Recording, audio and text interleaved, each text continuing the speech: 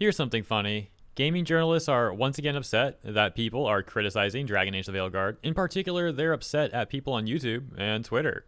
How dare any of us criticize this game? We're supposed to just buy this corporate slop and not question anything. Something else funny is that once they got a bunch of people in their responses disagreeing with their takes, they conveniently locked them.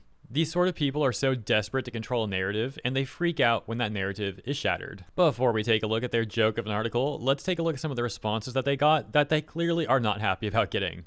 For example, Christina Tasty says, if you believe it's been poisoned, you have to believe it's been poisoned on both sides. It isn't poisoned just because you, on a personal level, disagree. Legitimate grievances don't go away because someone on the internet you don't like also has a negative opinion of said game. Feral Queen writing, no, the writing's horrible overall. Many inconsistencies, there's no funny or witty banter or interactions in this game. The ending, having played an Inquisitor that romance Solus, is horrible. Fans like me waited 10 years for this and it's just bad. Couldn't care less about the characters. They're all like directly from Tumblr, except maybe Nev and Davin. I regret buying the game. 80 euros out the window. We got Christopher saying, yeah, why can't we just consume product and get excited for next product? Why do us pesky players have to criticize access journalism? It was so much better before, when nobody could publicly criticize anything, except through access journalists. Oh, we missed those days of monopoly. Clearly being sarcastic.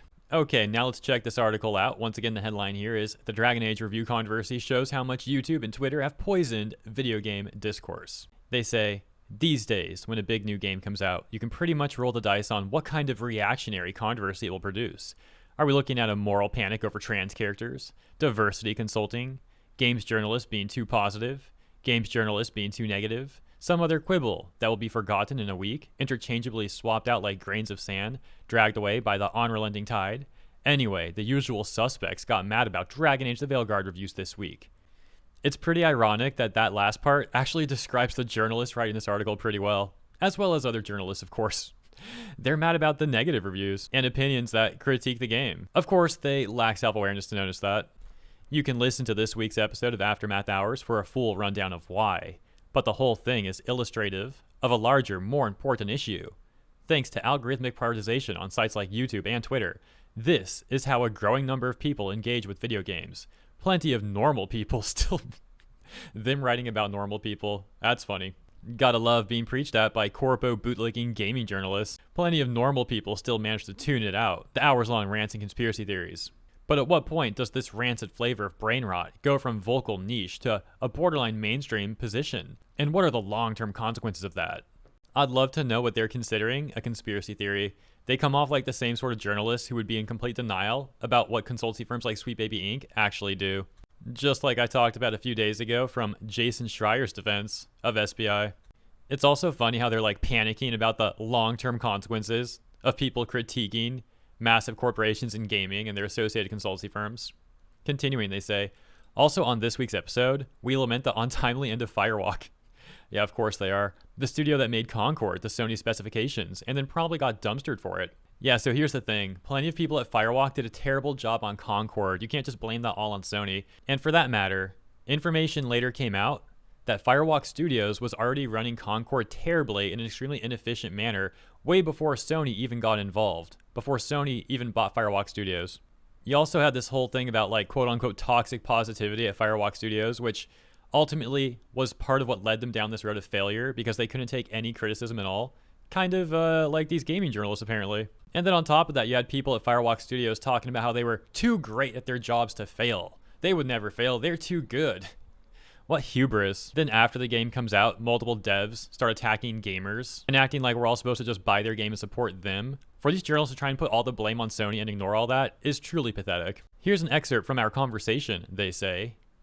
Nathan saying, I guess my doomer-pilled concern about all of this is that the American fascist project continues to grow in power, and all of these platforms facilitate these ways of talking about things, conspiratorial thinking and whatnot. Do we reach a point where this becomes the default? Because I would say that right now, this is still not the way most normal people talk about games or engage with them. A lot of people, as we see, even based on Dragon Age's Steam numbers right now, saw this game, thought it looked cool, bought it, and now they're playing it.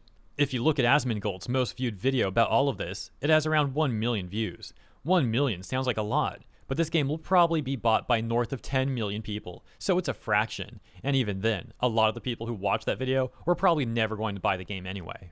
So it's not negligible exactly, but it's still a niche. But as these things continue to have relatively convenient on-ramps, like searching quote-unquote Dragon Age on YouTube and getting pulled down this rabbit hole, do we reach a point where this is the predominant mode of conversation around games?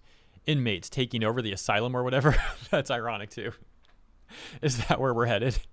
Because we've seen this in American politics. The more you enable these people structurally or systematically, the more footing they gain until they become a default. Are we looking at that in the conversation around games too? Are we already a large part of the way there? And then to what extent are the people who are engaging with this stuff and dunking on these people constantly also facilitating it?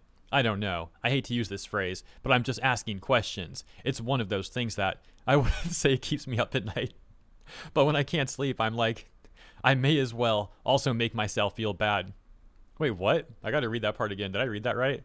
I wouldn't say it keeps me up at night, but when I can't sleep, I'm like, I may as well also make myself feel bad. And so I start thinking about things like this. Yeah, this person's the perfect one to be talking about asylums. Then we got Riley responding saying, I want to say it's still a small number of people broadly. And I was talking to someone else this week about how we see the internet, but there are also millions of people playing video games and who are not on the internet. So what are people actually doing? To some extent, you'll never know. And I want to say that at least on Twitter, it's an echo chamber, but I don't know. The conspiracy about Sweet Baby, I called it earlier, didn't I? Yeah, of course these people would defend SBI. So obvious. Is this widespread conspiracy, or is it three loud guys and their friends? I think seeing this colloquial usage of it in the DualShocker review, if you saw my video the other day about that, this is also a funny reference. Of course they're also getting mad at that, go figure. Makes me think, oh my gosh, maybe it's a bigger thing. Who just says that? How dare people point out SBI and what they do? Oh my gosh.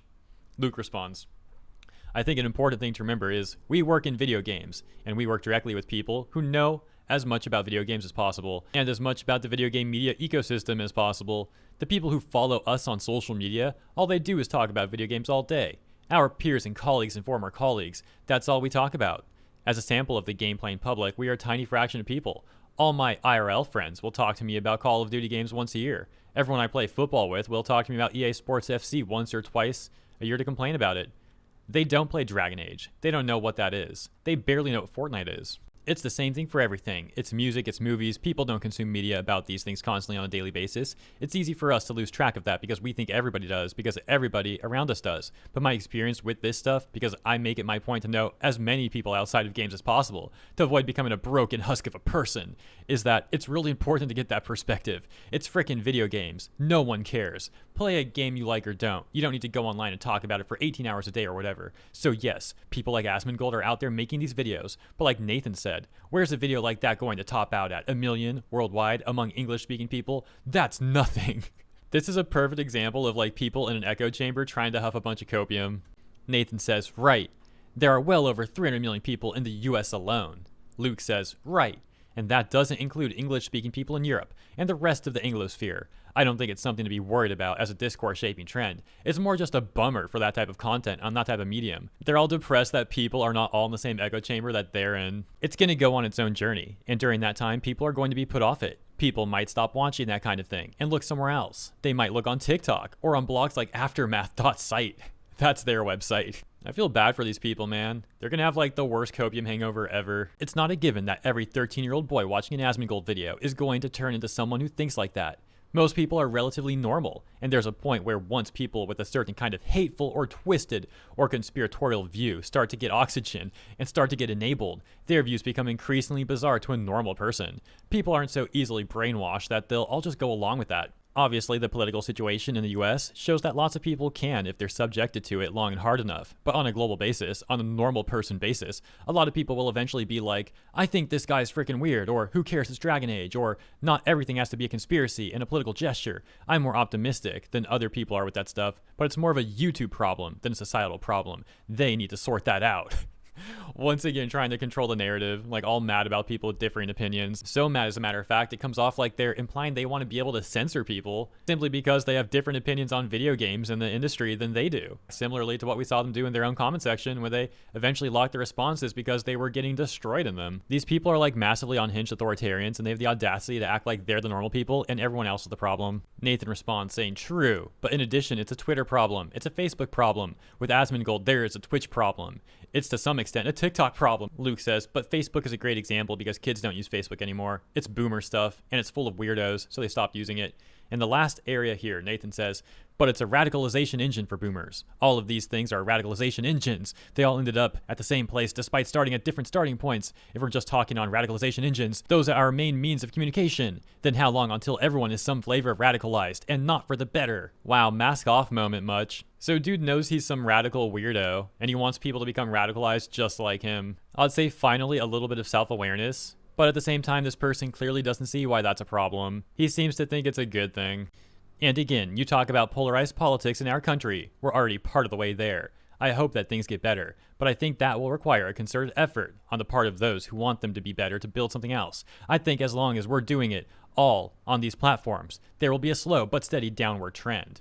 And they end with this recommended article where they seemingly defend Sweet Baby Inc. saying, how a small video game narrative studio wound up at the heart of a massive anti-woke conspiracy theory. Oh, wow, that was a really weird read, but also pretty funny. So I hope you enjoyed this segment.